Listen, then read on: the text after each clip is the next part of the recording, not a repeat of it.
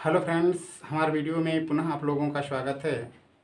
आज मैं आप लोगों को अपने वीडियो में जो टॉपिक लेकर आया हूं पढ़ाने के लिए, उस टॉपिक का नाम है बड़ी बड़ी तथा छोटी। बड़ी तथा छोटी करड़ी छांटना। दोस्तों, आज की हमारी यही टॉपिक है, बड़ी तथा छोटी करड़ी छांटना।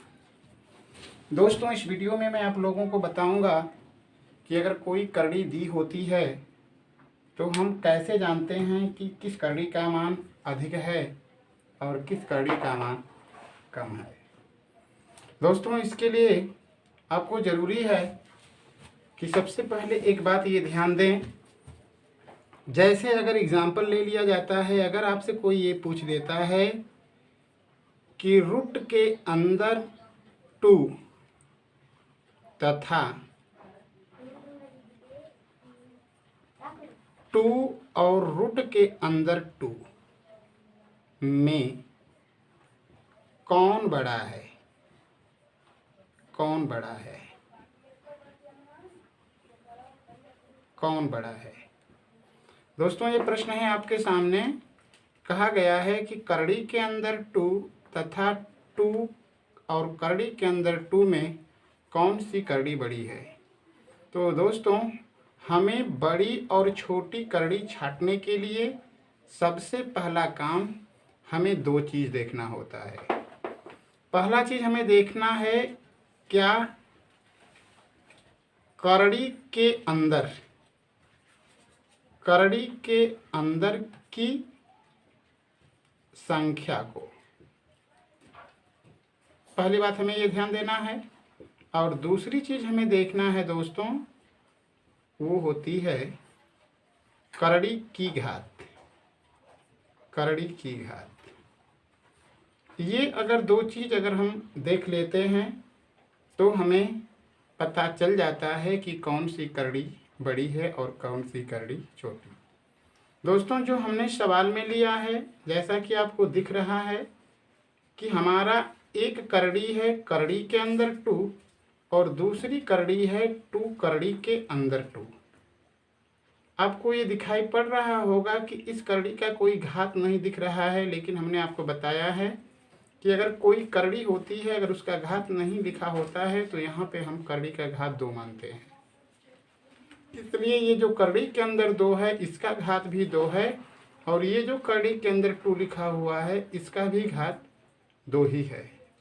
ठीक, यानी करड़ी के अंदर की जो संख्या है 2 और 2 दोनों में है, और करड़ी का घात भी दोनों का सेम है, एक जैसा है। तो इस स्थिति में जो करड़ी दोस्तों बड़ी दिखेगी, जिसका गुणांक बड़ा होगा, वो करड़ी बड़ी हो जाएगी।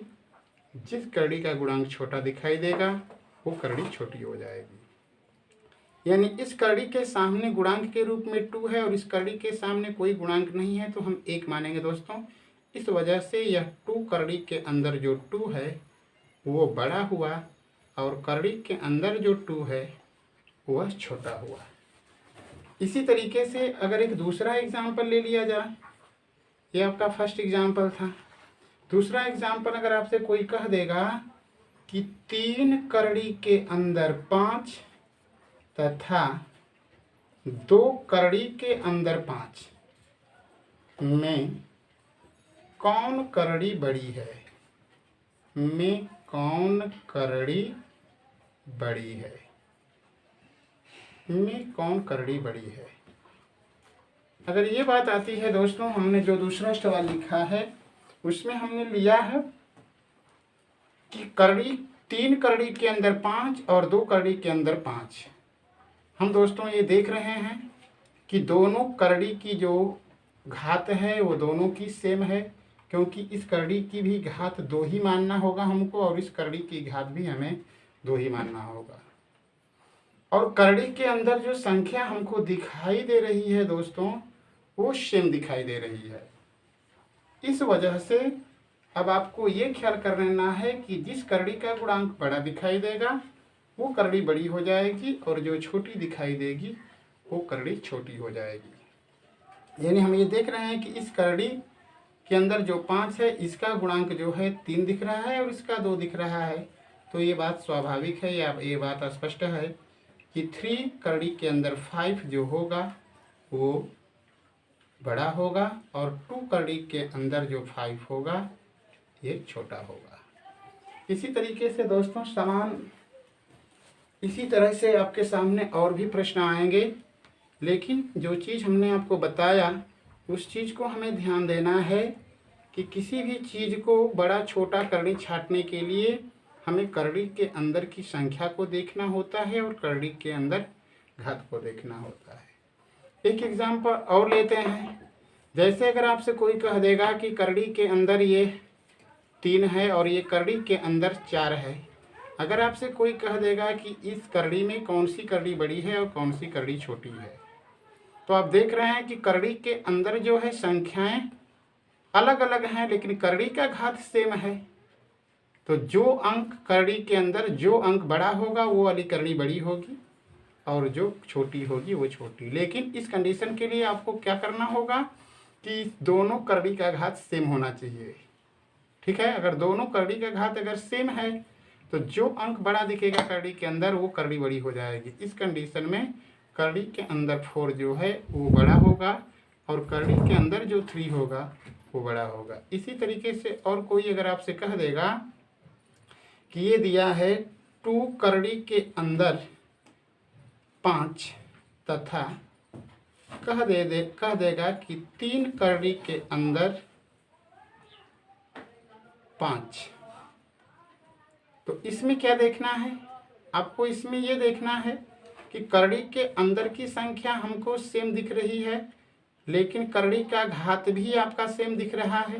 तो इस कंडीशन में आपको पीछे बताया गया है कि जो करड़ी का गुणांक बड़ा होगा वो बड़ा, यानी इसमें 3√5 जो होगा बड़ा होगा और 2√5 होगा वो छोटा होगा।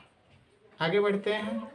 अगर करड़ी का घात जो है दोस्तों अगर वो बराबर नहीं दिख रहा है, कभी कभी आपके सामने यह भी प्रश्न आ सकता है कि करड़ी के अंदर संख्याएं देकर के आपसे मान पूछ सकता है। जैसे अगर कह देगा कि करड़ी के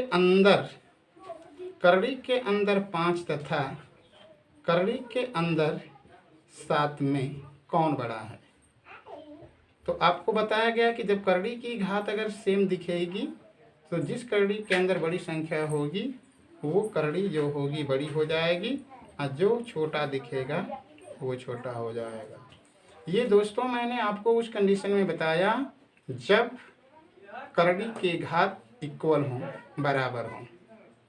लेकिन सवाल आपके सामने एक दूसरे प्रकार का भी आ सकता है, उसको हमें समझना है कि उसका मान हम कैसे निकालते हैं। जैसे अगर आपसे कोई कह दिया कि करड़ी के अंदर 3 तथा करड़ी के अंदर 2 करड़ी का घात 3। दोस्तों ये सवाल देखें ध्यान से। प्रश्न में आपसे कहा गया है कि करड़ी के अंदर 3 और ये जो है करड़ी के अंदर 2 जो है और करड़ी का घात 3 है। अब ऐसी स्थिति अगर आप आती है आपके सामने तो इसको आप जैसे पहले आपको बताया गया है उस तरीके से आप नहीं इस चीज़ को हल करेंगे। इस तरह के सवाल अगर आपके सामने आ जाते हों तो उस तरह के सवाल को हल करने के लिए आपको करना क्या होता है कि जब तक करड़ी की घात को हम बराबर नहीं करेंगे तो सबसे पहले आप देखते हैं तो सबसे पहले आपको करना है कि घातों का लौसा लेने पर, घातों किसके घातों का? करड़ी की घातों का लौसा लेने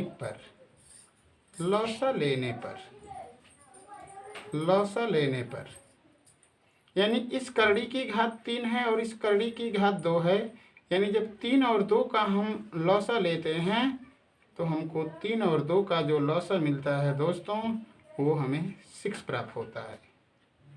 अब क्या करना है आपको कि ये जो आपने लौसा प्राप्त किया है इस लौसा को ही हम इन करड़ी के घात को बनाना है हमें। तो इसको हम कैसे करते हैं, जैसे यह पद पहला है करड़ी के अंदर 3 था और यहाँ पर इसकी घात आपको बताया गया है कि 2 है। अब हमने क्या किया, जब घातों का लौसा लिया तो घातों का लौसा हमारा 6 आया, तो अब करड़ी का घात हम 6 कर देंगे। अब करेंगे क्या दोस्तों कि यहाँ पे जो संख्या है इस करड़ी की जो घात दिख रही है उस करड़ी की घात का इस लौसा वाली चीज़ में हम भाग देंगे। तो हमने कहा कि यहाँ पे कोई संख्या नहीं दिख रही है, लेकिन जब संख्या कोई नहीं होती है तो वहाँ पे हमें 2 मानना होता है। जब इस करड़ी के घात के 2 का भाग अगर इस करड़ी के घात के 6 में देते हैं तो 3 बार जाएगा, 2 3 6।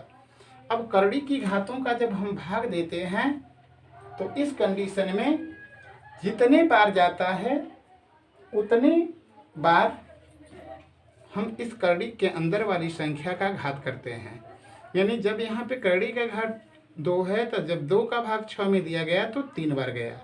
अब ये जो करड़ी के अंदर 3 लिखा है अब उसका घात हमें उतना कर देना है, यानी 3 का घाते 3। यानी रिजल्ट क्या मिला दोस्तों, करड़ी का पावर 6 और 3 तिली के 9 तिली 27। अब ये मान हो गया। दूसरा पद हमारा दिया है करड़ी के अंदर 2 और करड़ी का पावर 3 है। इस कंडीशन में जब आगे बढ़ते हैं तो आपको पता है कि आपने करड़ी के का जब लौसा लिया है तो वो 6 आया है। अब क्या करेंगे कि इस घात का इस वाले घात में भाग करेंगे। जब 3 का भाग 6 में किया गया तो 2 बार गया, और मैंने आपको बताया कि जब करड़ी का आपस में भाग कर लेते हैं तो जितनी बार भाग जाता है करड़ी के अंदर जो संख्या होती है उसका घात उतना लिख देते हैं। यानी 3 का भाग जब 6 में दिया गया 2 बार गया तो करड़ी के अंदर जो संख्या है उसका घात उतनी बार लिख देंगे। इस तरीके से हमारा करड़ी का घात 6 हुआ ये, और 2 दूना के क्या हुआ दोस्तों 4 हुआ। अब हम ये देख रहे हैं कि हमने इन दोनों करड़ी को समान करड़ी की घात में क्या कर दिया, बना लिया, बदल लिया। अब इस स्थिति में जो करड़ी आपको बड़ी दिखेगी उस करड़ी को बड़ा कर दीजिएगा, जो छोटी दिखेगी उसको छोटा कर दीजिएगा। यानी करड़ी की जो घात है वो तो दोनों की सेम हुई। अब करड़ी के अंदर जो बड़ा होगा वो बड़ा होगा, जो छोटा होगा वो छोटा होगा।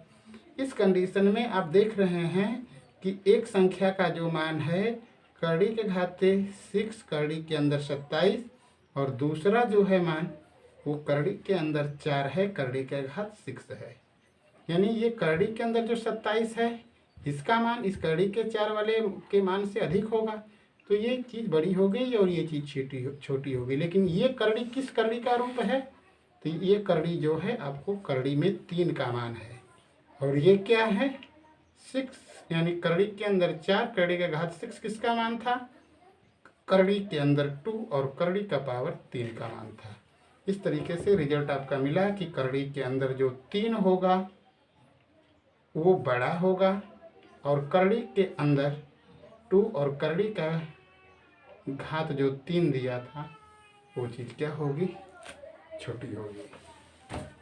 इसी तरीके से दोस्तों और सारे चीज़ें जो हैं आपके सामने इसी तरीके से आ सकती हैं। एक एग्ज़ाम्पल और लिया जाए, जैसे एक एग्ज़ाम्पल और मैं लेता हूँ आपको। जैसे ये दिया है दोस्तों कि करड़ी के अंदर 3 तथा या करड़ी के अंदर 10 और करड़ी का पावर 4। कह रहा है कि अब इसमें पता करें कि कौन सी करड़ी बड़ी है और कौन सी करड़ी छोटी है। ठीक है, तो फिर वही काम करेंगे। इस करड़ी का घात हमें 4 दिखाई दे रहा है, इस करड़ी का घात हमें 2 दिखाई दे रहा है। तो पहले लिखेंगे कि करड़ी की घातों का लौसा, करड़ी की घातों का लौसा लेने पर, घातों का लौसा लेने पर, तो आप देख रहे हैं कि इस कड़ी का घात 4, इस कड़ी का घात 2, यानी लौसा आपका 4 हुआ। अब क्या करेंगे, ये करड़ी के अंदर 3 है और हमने घातों का जो लौसा निकाला है वो घात क्या मिली है हमको 4। अब इस करड़ी का घात हमें 4 लिखना है। अब क्या करना है, जो जो पहले दिया गया था करड़ी, उस करड़ी का ये जो घात है, इस करड़ी के घात का लौसा वाले घात में भाग करेंगे। तो यहाँ पे कोई संख्या नहीं है दोस्तों, लेकिन हमने बताया है कि जब करड़ी के अंदर कोई चीज़ लिखी गई होती है और करड़ी की घात नहीं शो होती है तो वहाँ पे हमें 2 मानना है। तो इसका मतलब 2 दूना के क्या हुआ दोस्तों, 4 होगा। इसलिए यहाँ पर जब 2 मौजूद है, उस 2 का भाग इसमें जब देंगे 2 बार जाएगा। तो अब करड़ी के अंदर जो संख्या है उसका घात उतना लिख देंगे, यानी इसका मान हुआ करड़ी का घात है 4 और 3 के 9। दूसरा हमारा पद है दोस्तों करड़ी के अंदर 10, करड़ी का पावर 4। आगे जब बढ़ते हैं तो अब हमारा लौसा जो करड़ी का आया था वो 4 आया था। अब क्या करेंगे कि इस 4 में जब इस 4 का भाग देंगे तो होगा कितना, 1 बार जाएगा। और ये जो 10 है उसका पावर 1 कर देंगे, यानी ये मान हो गया करड़ी का घाते 4, करड़ी के अंदर 10। अब दोनों करड़ी वाले पदों का जो घात है करड़ी का सेम हो गया। तो उसके बाद क्या देखना है, जो बड़ा दिखेगा वो बड़ा, यानी करड़ी के अंदर 10, करड़ी का पावर 4 बड़ा है और करड़ी के अंदर 9, करड़ी का घात 4 छोटा है। ये किस करड़ी का मान है, आपको पता है कि यह जो मान है 10 करड़ी के घाते 4 का है। और ये किस करड़ी का मान है, करड़ी में 3 का मान है। इस तरीके से दोस्तों आपको मैंने बड़ी और छोटी करड़ी को क्या करना, छांटना समझाया। धन्यवाद दोस्तों। पुनः मैं आपको अपने अगले वीडियो में करड़ी से ही संबंधित कुछ प्रश्न लेकर के आपके सामने पुनः उपस्थित होऊंगा। धन्यवाद।